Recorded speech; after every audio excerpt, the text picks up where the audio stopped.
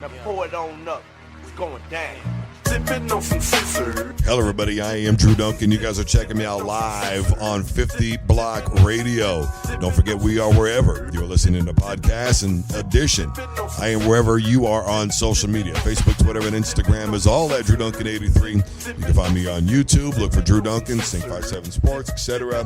Wherever you're listening, wherever you're watching, we are there. Guys, a couple of things to get to today. Going to keep this short and sweet. Why the XFL works. We're going to be discussing that, and then we're going to be talking about rule changes at the collegiate football level as they are meeting this week to discuss why they want to change rules in terms of trying to make the games a little bit faster. I've got a pretty simple solution as opposed to the things that they're talking about. So here we go. All right, first thing is first, college football. They want to make some rule changes. Things like instead of running an untimed down at the end of a half when there's a penalty, just carry the penalty over to the next half. The clock running after a first down is awarded instead of, the whole football game at the collegiate level. The way that we know it works is you get a first down, the clock stops. They only want to do that inside of 2 minutes in each half. Look, the first down thing I can understand. All right, but here's the problem with the untimed down situation, okay? We talk about scoring the ball, and really the fact of the matter is it's important in every place of a game, but we've always talked about the end of the first half. You got a team that's up 13-6. They're marching down the field. They're in either field goal range or close enough to where they think they can score a touchdown. They go up 20-6. They get the ball first to start the next half. Huge for them, right? Because now potentially they could really put the game away with their next possession to start the first half. Well, let's say there's a penalty. So instead of going with an untimed down, where they can either decide, all right, well, we're not going to do that. We're going to kick a field goal or go for a touchdown or whatever the case may be. Now they're going to get the ball to start the second half, and then they're going to enforce that penalty to begin their next possession. Well, let's say they don't score. You want to see that uproar? What about a team that's down 13-6? They're marching down the field. They've got an opportunity to kick a field goal or score a touchdown and tie the football game. There's a penalty. Instead of an untimed down, it's when they get the ball next. Well, they don't get the ball to start the second half. So now the other team gets the ball. They take an even bigger lead. The other team gets the ball. And, of course, sure, they get the penalty. But now they're not in that same scoring position that they were initially. It's just, they're, you can really overthink things, and they're making the game so much more complicated than football really needs to be. You want to make the game longer or shorter or whatever. I'll tell you how you make it shorter. Incomplete pass, you just keep running the clock, amigo. In the day and age of hurry-up offenses, when you get a 3-and-out, more than likely you're going to get some incomplete passes on those possessions. Sometimes 3 in a row, it's not above and beyond to see something, guess that something like that could happen. The clock is going to stop a lot more frequently.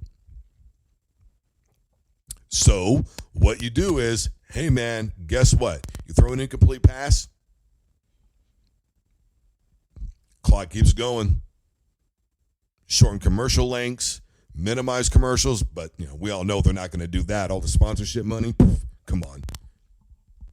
But the fact of the matter is if you do something like that, I guarantee that'd probably cut the game in half by 20 or 30 minutes.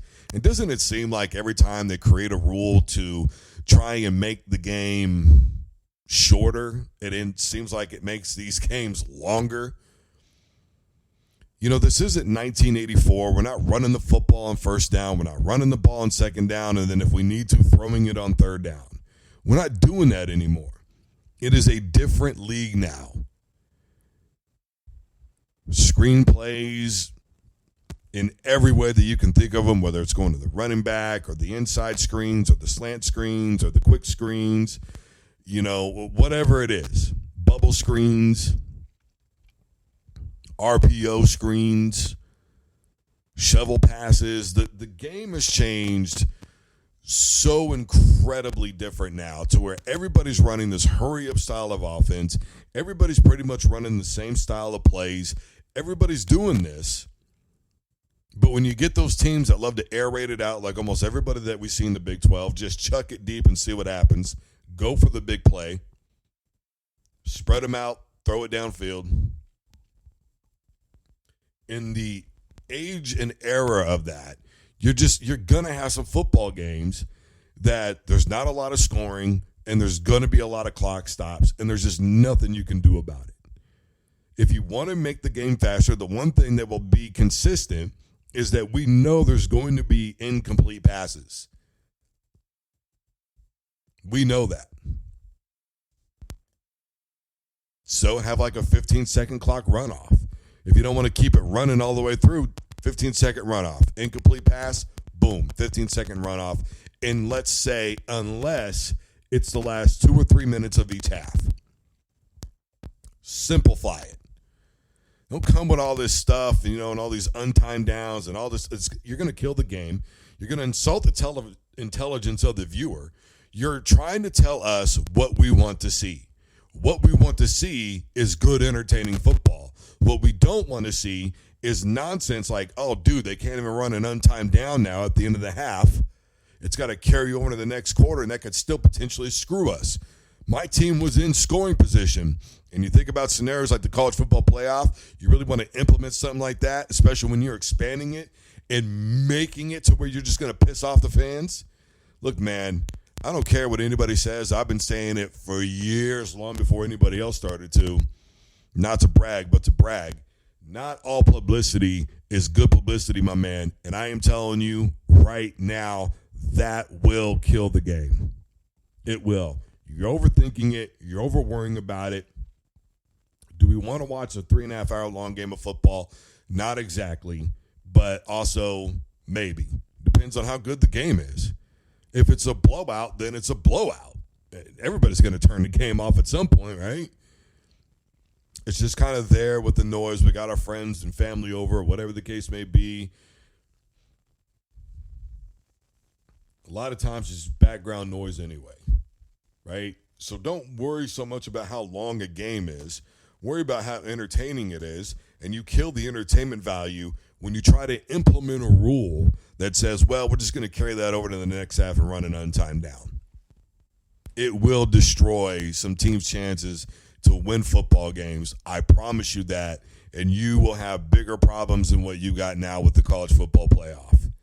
I can tell you straight up. That's exactly how it's going to go down. All right, moving on. Why the XFL works. Pretty simple to me. The XFL understands who they are. Look, they know that they're just a step above college, okay? They know that nobody looks at them and reveres them yet the way that people do NFL football teams. There's not that allegiance. There's not that alliance to their teams yet. But what they do understand, first and foremost, is that sports is regional. It's local, and then it's regional, and then it's national. It's local. It's right here in my town first. Something that the USFL missed. They said, we're just going to play all the games in Alabama. Well, that's not how sports works, my man. It's local first. It's right there in your community. It's in your backyard. It's close to your vicinity. The stadium is 20 minutes up the road. That's first and foremost. So take that into consideration. Then it's regional.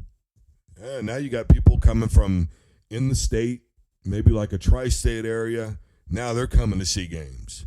Then it's national. Just like the Dallas Cowboys are.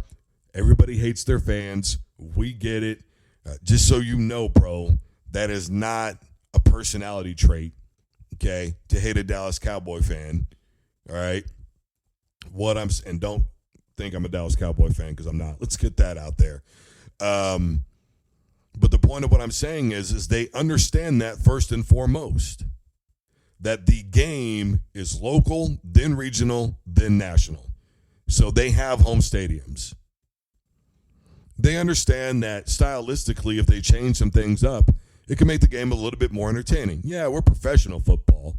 We're not clown football, but we are still professional football. What can we do that's a little bit different, that's kind of outside the box? Okay, no more extra points. You're going to go for 1, 2, or 3. And ask the Battlehawks about the convenience of that and how good it is when a team comes back because they have the option to go for 3. You score, it's 19-16. Guess what? You don't have to worry about, well, I got to kick an extra point, and then I got to get the ball back, and hopefully we can stop them and kick a field goal. Nope, you can tie the game right then and there, 19-19. You can play make it take it and just kick the other team's ass. All right, man, we just scored. We got a 3-point play. We're up 9-0 right now. Let's go for it. 4th and 15 on the 35-yard line. We get that. We get the ball right back. Now we're in their area. Let's score again. Nobody's paying us to keep this close. Let's just kick their ass. Of course, the antithesis is if you're on the comeback, then guess what? You get to go for the 4th and 15 play and get the ball right back. And believe it or not, even though it looks like special teams is not a point of emphasis in the XFL, it actually is. Because first and foremost, they've done unique things to try and avoid injury.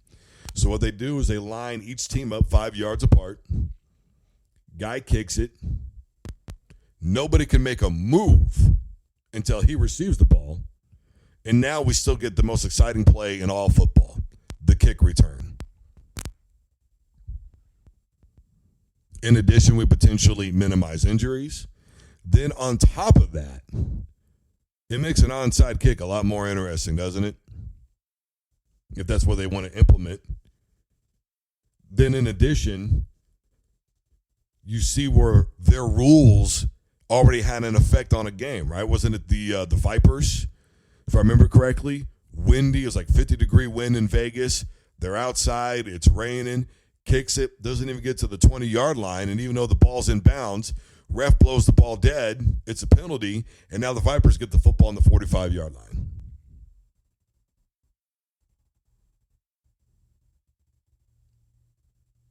So the emphasis is still there for special teams to do great and unique things, just in a different way that potentially make the game a little bit more entertaining. Then on top of that, every play is reviewable. Every single play, as long as you have a timeout and have a challenge flag, you can review anything. A penalty that wasn't called, a fumble, an interception, everything.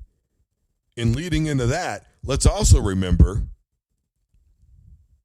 that it's 1 foot down to make a catch. So it's semi-collegiate in how they're doing things. Again, they know that they're just a step up. Of course, there's corny things. I don't like Sea Dragons for a name. The Brahmas, come on. The Rock might as well slap his own logo on there. There are things about it that are a little bit cornball, but overall, I think it's entertaining football. And now when I watch college football this season, if the XFL is able to make it out of this season, I'm not going to be thinking to myself, well, this guy's not NFL ready. Now I'm thinking to myself, well, maybe he's not NFL ready. Let's see what he does under Coach Woodson in a few years in the XFL. Let's see what maybe he can do under Bob Stoops a few years in the XFL. Let's see what he can do with Wade Phillips a few years in the XFL. Right? So you start thinking about things like that. Now it opens up the conversation, even more possibilities. Or maybe this guy becomes a star in the XFL, and then he brings a lot of notoriety to the XFL, and he starts making a lot of money and bringing in a lot of good business and helps keep the XFL going in the direction they want to go. And this guy's looked at as kind of the man who really brought notoriety to the XFL for the first time. Who's the face of that league? And that's always a question in the NFL, ain't it? Tom Brady for who knows how long. But even then, a lot of people might have told you for a while, Aaron Rodgers, Peyton Manning, Ben Roethlisberger, Adrian Peterson, Drew Brees, et cetera, right? Who's the guy in the NFL? Who's the guy in the XFL? It just opens up so many more possibilities. And, with the XFL, the way that it's designed, it's still pro football. And you're always going to have to adjust the rules from one part of the league that you're in to the next part. High school rules, a little bit different than college. College rules, a little bit different than the NFL. XFL rules, a little bit different than college and the NFL.